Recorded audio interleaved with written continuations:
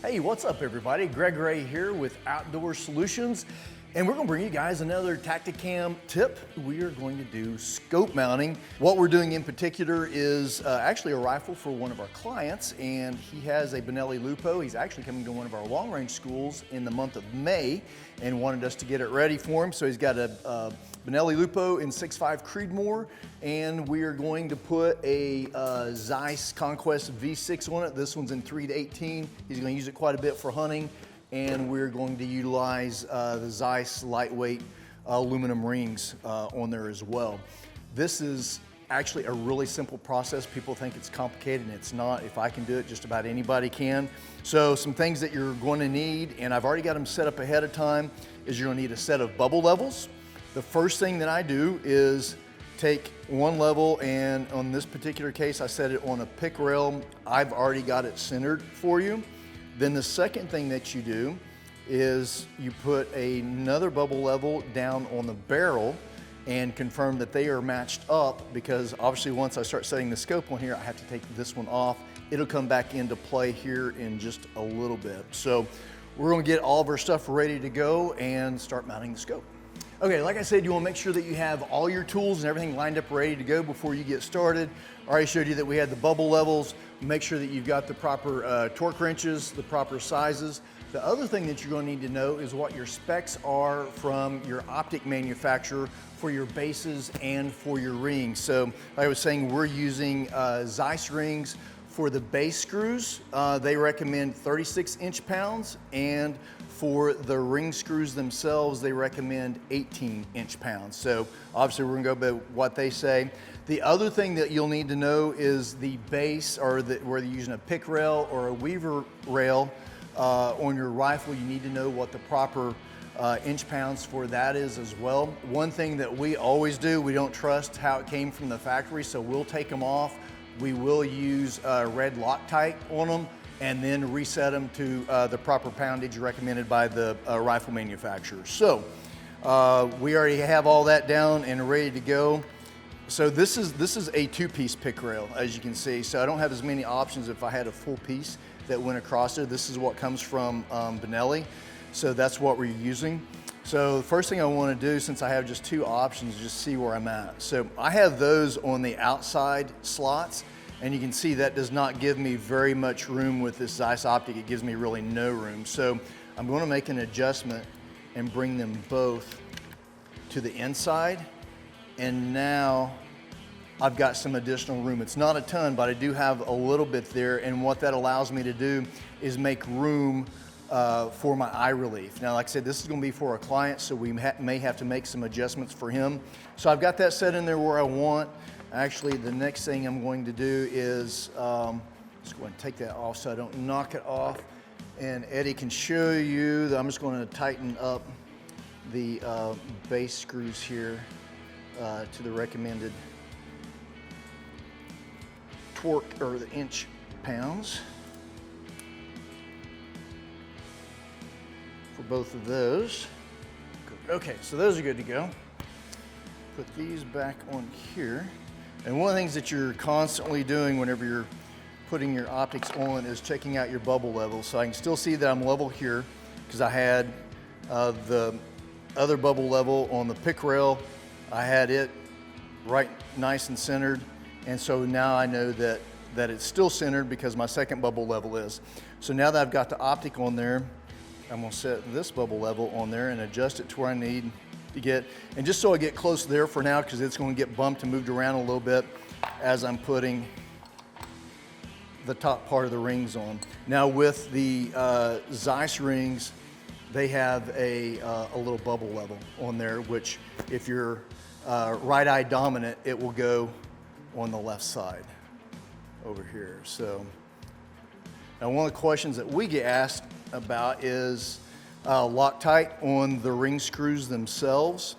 We used to, and we would use blue, and we found out that we really didn't need to, at least with these Zeiss rings. We haven't had any issues with them backing out at all, and we send thousands and thousands of rounds downrange through our schools with our clients. So we don't use any, we just go to the recommended torque inches and we're good. So I'm just going to start with one, or actually, you know what, we'll go ahead and put them all in, and I'll show you how we tighten them. All right, so I've already got my second one ready to go. I get one started, and I just do just one ring at a time is all that you need to do. You get one set, and then your other one is good to go. But I'll get all 4 of them at least started. And one of the things that you want to look for right away once you start getting these screwed down a little bit is you'll see on this side, and it's going to be the same on the other side here, is the spacing in between the top part of the ring and the bottom part. You want to make sure that your spacing is even, that you don't have a bigger gap here versus over here. It's trying to keep them even. So you're really having to watch quite a few things at one time.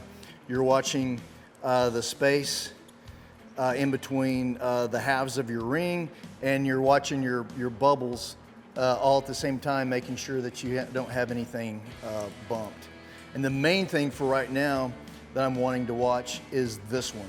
This one I'm not as worried about, the one that's actually sitting on my optic, because I'm moving things around a little bit. Now, as my screws start getting tighter, I have to make sure that that one sitting on the scope is level.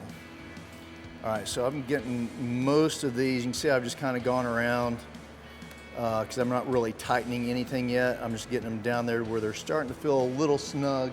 And so I've got a good gap there. And the gap over here on my side, which you probably can't see, is all pretty close to the same. So now's when I really have to start paying attention. I'm still even down here, and I'm even here on top. So what I do is just go corner to opposite corner, just give it a little turn. Now, as these start tightening, your bubble will move because you're putting more pressure on one side or the other. So that's why I go opposite corners and just keep an eye on that bubble. So I just go corner to corner and just moving it just a little bit at a time. It's not, multiple turns once that starts getting snug. And just keeping an eye on those bubbles. And so far, everything's looking good. Gaps are pretty close to the same.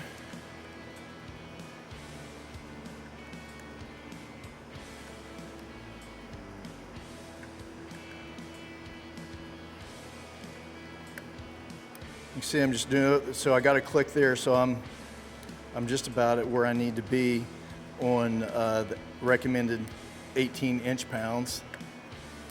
That one's done. So we're locked in. You can still see that I'm still center bubble, so I know that my scope is even. And now all I'm going to do is just repeat the process and put that one on. So now the nice thing about having that one already locked in, I really don't have to keep as close an eye on my bubbles. I'll still go through the same process of doing just a little at a time, because I still have to watch that gap on both sides of the rings. So what we'll do, we'll get these all tightened down.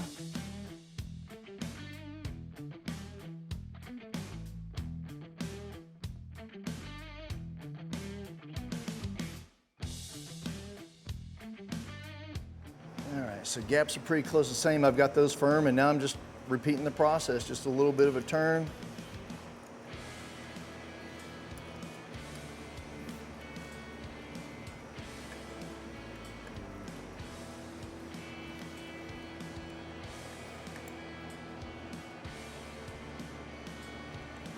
Gaps are looking pretty close to the same.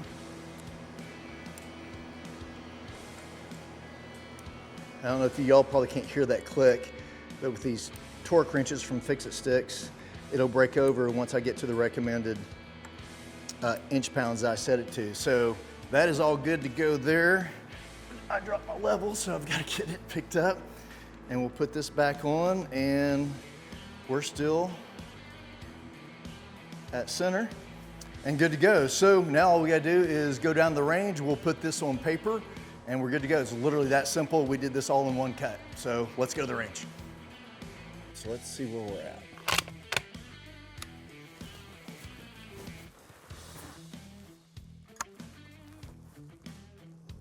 All right, going hot.